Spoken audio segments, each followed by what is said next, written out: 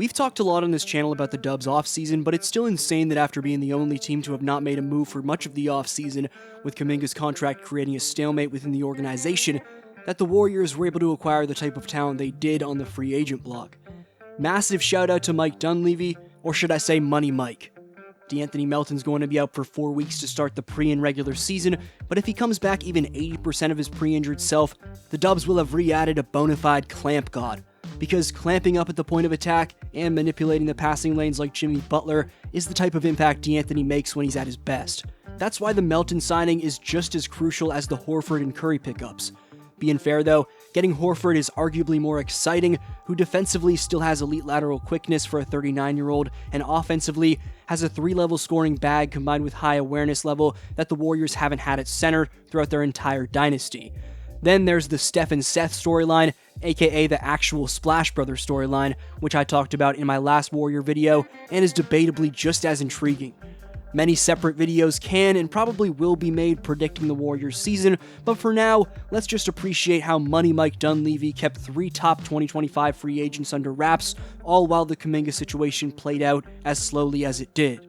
During his time in Philadelphia from 2022 to 2024, Melton built a reputation as a two-way connector, averaging around 10 points, 4 rebounds, and 3 assists per game, while ranking near the top of the league in deflections and loose ball recoveries.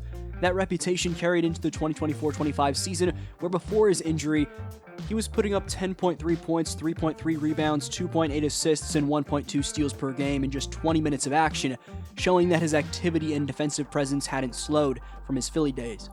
His advanced stats display his true value. He posted a 2.3% steal rate and a 3.1% block rate, both elite marks that put him in rare company historically. Defensively, opponents shot nearly 6% worse from the field when he was the primary defender, and his defensive estimated plus-minus rated him in the top 10% of all guards in the league. Even offensively, he was more efficient than many realized, knocking down 39% of his corner threes. That blend of disruptive defense, sneaky efficient scoring, and connective playmaking is exactly why the Warriors prioritized him despite his injury. If he returns anywhere close to the player he was in Philly and during the 24-25 season, Golden State has themselves a nasty backcourt weapon who can cover multiple positions and give Seth Curry a much-needed defensive buffer. Then there's Al Horford, who somehow continues to defy both time and age. At 39, he still managed to average 9 points, 6.2 rebounds, and 2.1 assists in just under 28 minutes per game last season for Boston, all while maintaining a true shooting percentage of 56.3%. But his true value came in the advanced metrics, where the Celtics consistently outscored opponents by over 11 points per 100 possessions when he was on the floor, a staggering impact considering his age. In 23-24, Horford shot an impressive 42% from 3 on 4 attempts per game, proving that his floor spacing is a legitimate threat that keeps defenses honest. What separates Horford, though, is his defense. Opponents shot just 45% at the rim against him, one of the best marks among bigs in the league, not just for someone approaching 40. His defensive box plus-minus sat comfortably above league average. For the Dubs, who have been searching for a reliable veteran big man since the early days of their dynasty, Horford checks every box: leadership, floor spacing, defensive IQ, and a willingness to play within the system. He isn't going to wow anyone with athleticism, but his ability to read angles, anticipate plays, and rotate correctly is exactly what this team has lacked since the days of Andrew Bogut anchoring their defense. Horford also fits into the Warriors' motion-heavy system in a way that's almost seamless.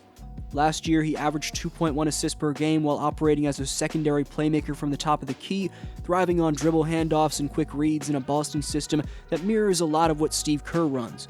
His assist-to-turnover ratio of 3.1 was one of the best among all centers, showing his reliability when facilitating offense. That kind of skill set is going to open up even more opportunities for Steph and Jimmy off the ball, especially since Horford shot 46% on pick-and-pop threes, making defenses pay if they sagged off him. Imagine Horford stationed at the elbow, Steph flying off a split-action screen, and Horford hitting him in stride with a perfect pass.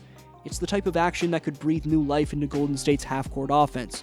And defensively, Horford's ability to switch onto guards in short bursts is still intact, even at 39, as opponents shot just 32% from 3 when he contested perimeter jumpers. He showed in the playoffs that he could still hedge out, recover, and contest shots at a high level, and his defensive rebounding percentage of 21% ensures he can finish possessions strong. On a Warriors team that's lacked size, discipline, and consistent communication in their rotations, Horford's presence could easily swing close games in their favor while mentoring younger bigs like Trayce Jackson-Davis and Quentin Post. Now, when you pivot to Seth Curry, the intrigue only grows. Last season with Charlotte, Curry averaged 6.5 points in under 16 minutes per game while shooting nearly 46% from beyond the arc on nearly 3 attempts per night, which ranked number 1 in the association, as you've heard if you've been watching my videos recently. His effective field goal percentage was a scorching 60%, and his true shooting percentage landed at 62%, levels typically reserved for stars who thrive near the rim. Efficiency has always been Seth's game. He ranked top 10 in the league in catch-and-shoot three-point percentage among players with at least 150 attempts, and over 52% of his threes came from off-ball movement situations. That kind of shooting gravity is going to be a nightmare for opposing defenses when paired with his brother Steph. Defenders already overextend themselves trying to chase Steph around screens, and now you're adding another Curry who punishes even the slightest defensive lapse with one of the purest strokes in basketball. This move essentially gives Golden State 48 minutes of Curry-level shooting gravity, which is something the league has never really seen before. Seth doesn't need to create off the dribble or dominate the ball. His skill set is tailor-made to slot perfectly into Curry's spacing-oriented lineups, where his off-ball movement will continuously stress defenses. The chemistry factor is another underrated piece of this signing. Last season, Seth shot over 46% on passes directly from point guards, a stat that lines up perfectly with how Steph and Draymond create advantages in Golden State's system. He also shot nearly 50% on unguarded catch-and-shoot attempts, meaning that any defensive mistake is likely to result in 3 points. Adding Seth to the bench unit gives the Warriors a legitimate sniper who can torch second units and force teams to pick their poison, load up on Steph and Buddy, or risk leaving Seth wide open. Either way, Golden State wins because the Curry brothers' combined gravity stretches defenses thinner than almost any duo in basketball. Seth's career 43.3% three-point mark makes him the 7th most efficient shooter in NBA history. What ties all of these 3 acquisitions together is how they complement the core without needing to reinvent the wheel. Melton provides defensive toughness, advanced metrics that prove he can handle the toughest guard matchups, and backcourt balance.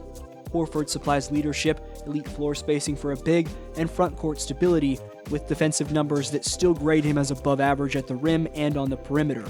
Seth adds perimeter firepower, unrelenting shooting efficiency, and continuity to the strength in numbers identity that's defined the Warriors' dynasty. Each of them had tangible statistical production in 2024-25 that directly addresses Golden State's biggest weaknesses: defense without Draymond, shooting consistency outside of Steph, and reliable depth when the starters rest. These aren't the most flashy signings, but they're surgical ones, the kind that take a team from good to dangerous in a hurry. The Warriors didn't just get names, they got fits.